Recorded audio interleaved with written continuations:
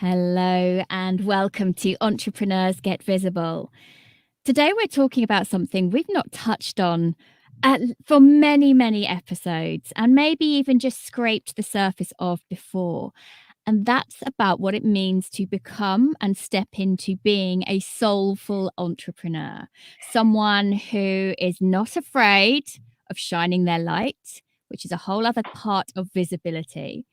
And I'm joined today by a wonderful new friend who's come into my life. We are part of a collective that will be joining Richard Branson on Necker Island. But the reason that I was drawn into that experience was because I wanted to connect with other women who were, in their own ways, in our own unique ways, wanting to create global and social change. And I'm joined today by Prema Gaia.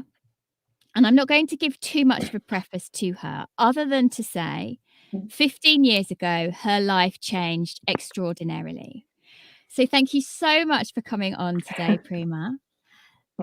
I would love you to share with my audience a little bit about who you are and what your work is all about. Thank you so much, Anna. Dear sister, it is such an honor and a privilege to be here with you today, and I'm so excited for our interview.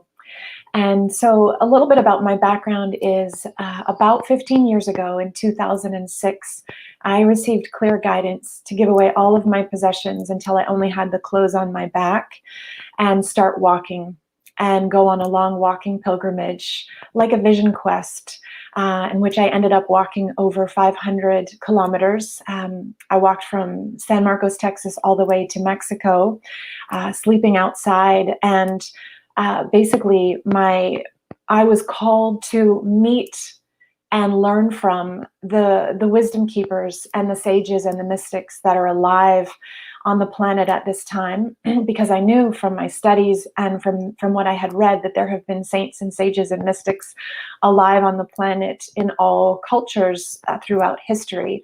So I knew that there must be some wisdom keepers and sages alive on the planet that I could go find and learn from. And the reason that all of this began, to backtrack a little bit from earlier years, basically my upbringing provided potent training grounds for me for a later chapter of my life, which was a deep healing and transformational journey. And so I incurred significant trauma in my childhood and my formative years, which led me eventually onto a really deep healing path and also an underworld journey. So from age 15 to about 25, I numbed my emotional pain and my anguish and my despair, my excruciating heartache. I numbed it with binge drinking and using recreational drugs. And in my early 20s, I ended up moving to Los Angeles, and I started working in the modeling industry, working in print modeling, TV commercials, and I did TV commercials. I was on Soul Train. I was doing music videos. I was hanging out at some they're quite hard environments, aren't they? That's they're pressure cookers. It was a pressure cooker. Yeah, well, and you have a similar background. I think you have a background in the entertainment industry and the Hollywood scene. And so basically I went from being a woman with a deeply fragmented sense of self-worth to suddenly landing in LA and receiving all this positive validation about my worth based on my appearance and, my clothing and my, just external things. And on some level, it felt nourishing to receive all this external validation, but it wasn't based on who I truly am. It wasn't based on my soul. It was based on, external things. So I found myself, being at these A-list. Oh, I think something just turned off. Is it still working? We're still live. I think you keep knocking your microphone. Okay. Attached here, so you need to make sure that doesn't knock. Okay, great. Sorry about that. So it's okay. Yeah, let me know if it's still working. So basically, I found myself attending all of these A-list celebrity Hollywood Hills house parties, going to these high level celebrity events, and just very immersed in celebrity culture. But I noticed that my behavior patterns were becoming increasingly self-destructive. I had developed, this disordered relationship with food and compulsive exercising. And basically, I didn't really like the person that I had become. I knew there was something deeper underneath of these layers of like image and glamour and kind of being obsessed with appearance and external validation. So in 2006, basically, as I shared, I received guidance to give away all of my possessions and to go on a vision quest. And so that's exactly what I did.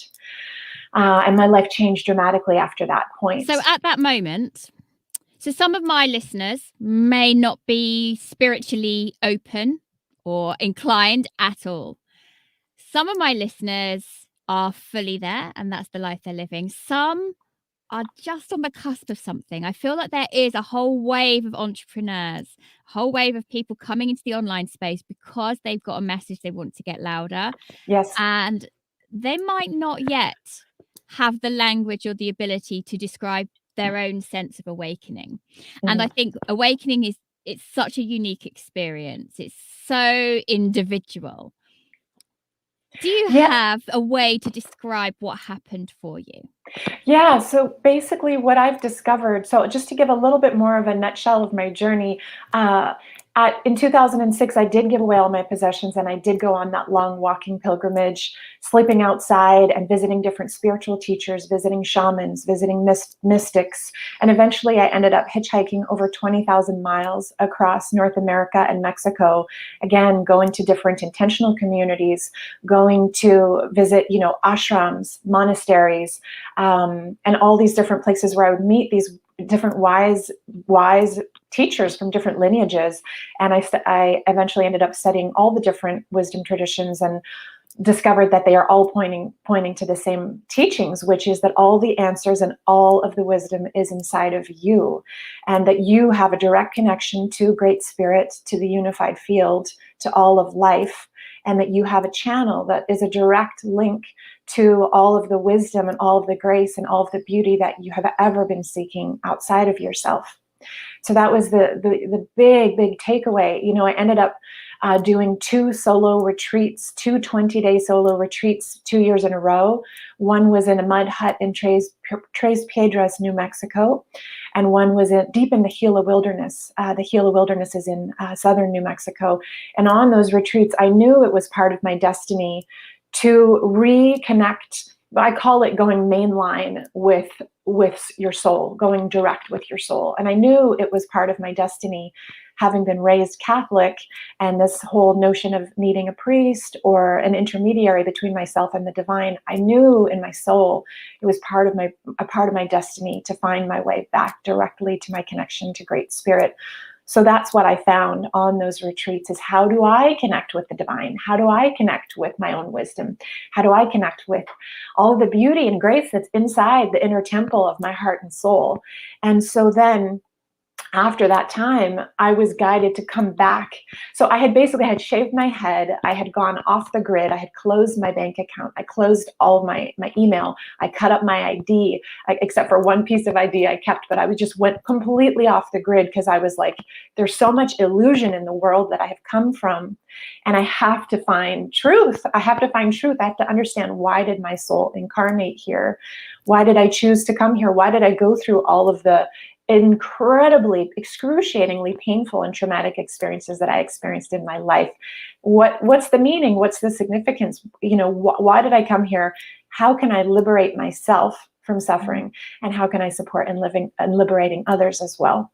And so in 2012, I received clear guidance to come back into busy urban life, which I was actually sad about, because I had gotten I fell in love with being out in the wilderness and living out in the wilderness. I learned how to cook, how to wildcraft wild food, wild edible food. I learned how to live off the land. I had an amazing mystic named Wind Boone, this beautiful soul who still lives in a debris hut out in the wilderness to this day. And he taught me everything about the wild animals, about wild crafting food, about obviously, cooking over an open fire, living out in the elements. And I fell in love with that world. And I actually did not want to come back into busy urban life. I had shaved my head. I was a renunciant, and I had gotten very comfortable being, I fell in love with being so connected to spirit. It brings tears to my eyes, being so connected to spirit every day and just being me in spirit, it was so beautiful and I loved it, And so when I was guided in 2012 to come back into busy urban life, I was hesitant. But it was very clear that I was meant to come and be in service during the planetary paradigm shift that we are in. And there's a major paradigm shift underway where the old systems and structures that were not serving you, Anna, they were not serving me. They were hurting our hearts and souls when we were in the entertainment industry. For so many of us, it was hurting. It was hurting our hearts and souls. I'm sure you can relate. It just wasn't. It was quenching the spirit. And so now we're in a paradigm shift where these systems and structures that we're not serving, they're falling rapidly. They're dissolving, and there's this massive field for us soulful entrepreneurs to plant the seeds that we have so devotedly been holding and curating for so many years. And I think there are so many people who are experiencing shifts and changes in their lives that are quite dramatic. And actually, many of those people have come from media or entertainment or something where actually we have learned the skills to be visible, to be out there in whatever guise that means. We're very comfortable in presenting. I've spent my life on stage or in audio, and those are actually skills that allow me with my own message. Now, my language is not as as connected as you, but certainly, and I've not gone off and shaved my head and walked the earth for 15 years, but for me, it was about awakening to my own potential beyond the world we were living in. And one of the things I often talk about is I always felt a deep need to be recognized by other people, but that recognition wasn't. It was almost about trying to get my worth from other people. And interestingly, one of the things that I do teach now about visibility, very much on this podcast, is you do need to be seen for people to do business with you. But the shift that happened for me was realizing, actually, that's a game that I've been playing because I didn't realize how much more I am. And the more that you can step into all you are and stop telling yourself I can't and that I'm not enough and all of the language that goes with that, actually, for me, that's when the shifts massively happened.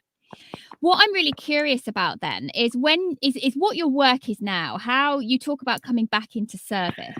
What does that look now? So you came back 2012. There's some more changes. Perhaps even more difficult changes in a way. Oh my gosh. So now, what does this look like in 2021? Thank you. Thank you so much for that question. So what ended up happening, some big things needed to shift. So in order to alchemize, any patterns or blind spots that were really blocking me from being who I am at soul level and embodying my true essence, what was really important was, for a certain point in my journey, I was on what is called a bit of a spiritual bypass. So I was focusing so much on spirit, and I wasn't focusing on the emotional healing, the integration of trauma, doing the deep work to feel and heal those incredibly painful emotions. So even after all those beautiful spiritual awakenings, I was still carrying a lot of trauma and a lot of deep emotional pain and suffering in my heart. And so then it became time to really take the humbling deep dive of actually going to a healing arts school. So I researched all the top healing schools in the world. I've actually written an article for Spirituality and Health that's talking about all the different healing schools that I researched. And I chose to go to a healing school that was 1.5 years long. It's called the Luminous Awareness Institute. And that was where I got to really do the deep healing required. And one thing that I will share is what I know is that when someone is called to be in service to the collective healing and the collective awakening as a soulful entrepreneur, a purpose-driven entrepreneur, a necessary ingredient in the whole equation of stepping into leadership is first taking some time to do the deep inner healing work required so that we can come into the level of personal alignment and personal congruency that allows us to serve from a clear space. So that was a really important ingredient in my journey. And I'm so grateful that I found a container that was able to hold me in such a deep way so that I could receive that healing that so many of us, if not all of us, really need in order to fully be able to serve in a congruent way. And so starting in 2012, I started studying purpose-guided entrepreneurship, marketing, and leadership, and basically launching online businesses, how to launch my own online business, how to support other people in launching their online businesses. And I started writing a lot of magazine articles for spirituality and health, Sage Woman, South Africa's Odyssey magazine, and a lot of other magazines. And so what I do now, I'm a meditation teacher on Insight Timer and also another wonderful app called Saged app. I am an oracle. I'm a channel. What I discovered when I was out in my long retreats was that I have a gift as an oracle. I'm a channel. I'm able to channel to people their true essence, who they are at soul level, what their soul gifts are, and I'm able to help people birth through their legacy, their soul destiny in terms of their sacred work and their dharma. Dharma is another word that means sacred service. What you're here to bring forward, your piece of the puzzle that you're here to bring forward to support the collective awakening and the birthing of a new earth that works better for everyone, that is harmonious and just and sustainable and filled with love and connection. There's quite a shift. That's a very dramatic thing to go from I'm living off the land to I'm now creating an online business. I know. That it's such a shift. And so what was it? Why? And that was at the time as well. Many people now run online businesses to make change and to reach people. Yes. Back in 2012, the methods to do that were not as easily readily available. No. Why that? Why was that? Why was that the best way to do it for you?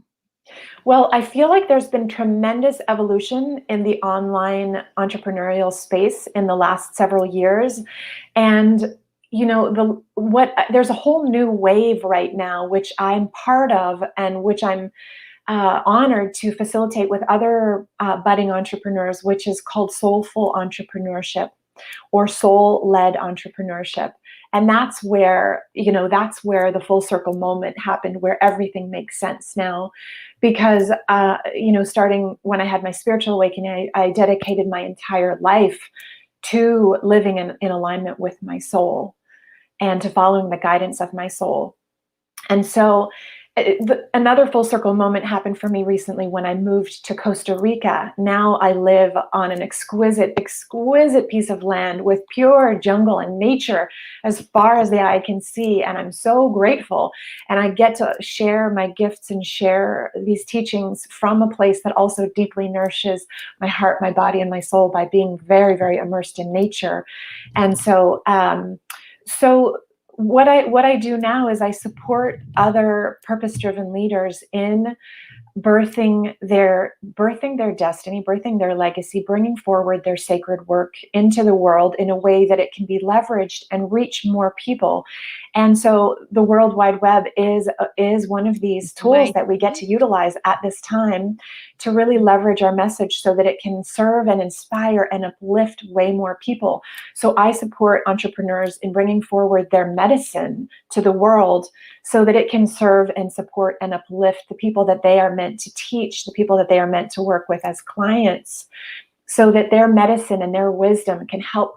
Because basically what we're doing right now on the planet is those of us that are soul-led visionaries, we're bringing different things into the world, like, like guided meditations, like online courses, like videos, like interviews that serve to help remind one another of what is really true. Mm-hmm. And so entrepreneurs like you and I, part of our destiny and part of our work is to help bring forward content that touches people's hearts and souls, and maybe even sometimes even the body will reflect back to you when something feels true by giving you You'll goosebumps. tingle, or you'll have goosebumps, You'll get or goosebumps or something. chills when something feels true for your body and your soul. And so what you and I, have been, the gift that we've been given is, we know the entertainment industry. We were basically, Great Spirit has groomed us for many, many years for what we're now doing. I feel that there's so many random parts of my background that I think, why on earth did I do that? Why was I doing that? And actually now it's become that kind of rich tapestry of how I can be better and better, reaching many more people. So my language is not as connected as yours. That's your language is not the language that I feel readily comfortable with. Yeah. But that doesn't mean that my work is not any less. That's not what I mean. I'm able to speak to the people who are at the stage who can hear my message. And there are people who are going to listen to you and go, I've never heard it expressed that way before. And that's exactly what I need right now. And that's what I love about podcasting, that message can hit home with somebody. We all remember where we've heard something that made us stop in our tracks and decide to do something to change our life, whether it's the dramatic thing or that tiny moment of change. Mm-hmm. So for you then, I know you've got something big coming up that you'd like to share with everyone, for people who are on the edge of, am I going to bring some of my soul-led work to the world, and what might that look like? So would you be able to share a little bit about that? Yes. Well, myself and several other Soulful Entrepreneur sisters will be leading a 3-day virtual retreat at the end of May. This is a retreat for soul-led entrepreneurs and purpose-driven leaders. And so basically, with the difference between, I love this notion of virtual online retreats, because virtual online retreats, we get to infuse the sacred. So there'll be teachings, and there'll be, information and guidance on how to birth a soul-led business in a way that works for you. Because some people really do not want to use Facebook, or they don't want to use Instagram, and that's perfectly fine. You don't need to use, if there's certain social media outlets that don't speak to you or don't resonate with you, you don't need to use them. There's many, many, many ways to leverage your work out onto an international platform. And so one of the things that I love about virtual retreats, which I've led some before in the past, is we get to infuse the sacred. We get to infuse embodiment. We get to take breaks where we have dance breaks or self-massage breaks, or just all these different things where sometimes there's guided meditation breaks, or there's ways that we get to be in our spirit, we get to be in our hearts, we get to be in our bodies, as well as we get to learn information, through teaching. So there'll be several different women entrepreneurs from around the world that have built really, really thriving online businesses in service to humanity, in service to the collective awakening and the collective upliftment. And these sisters will be teaching their various pieces of the puzzle during the 3-day retreat. So the retreat is 3 hours a day for 3 days in a row. And if you're interested in signing up, we have a maximum of 100 people that will be able to participate in this retreat. And like I said, it's at the end of May. And the URL for the website for the retreat will be listed in the show notes. So please do sign up and join us on the retreat if you feel called to be part of this, or explore this movement of soulful entrepreneurship and purpose-driven leadership, and what that might look like for your gifts and your sacred work, and the birthing of more of the medicine that you've come to share with the collective during this time of paradigm shift. For someone then who is perhaps just on the cusp of experiencing something, or they're not sure, did I don't know, is that what that means? What would be your passing advice for someone who knows that there's a lot more light that they've got to shine? Okay, well, what I would love to share is that I have some amazing news for you. And that is that on the other side of following your soul, there's a whole new life that you're going to get to experience. And you're going to get to experience meeting all these new people that are soul family and kindred souls and people that you felt like you've known before this lifetime. And the beautiful news is that anything inspiring or beautiful that you've ever seen outside of yourself, you have equal matched gemstones and treasures inside the treasure chest of your own heart and your soul that you now get to spend the rest of your life unpacking and delighting in and revealing to yourself and other people. So there's a treasure chest of magical gems inside of each person. And by following your soul, you just get to continue revealing more and more of them. And you get to be nourished by them as you are sharing them with other people. And that's when the fun really begins. So if you're in a place where you don't quite know what's happened to you recently, the fun is only just beginning. Thank you so much for joining us today, Prema. It's been great to have you. And if you want to check out her check out her 3-day event, do check out the show notes when this is live on the podcast. Take care. Thank you, Anna. Much love to everyone.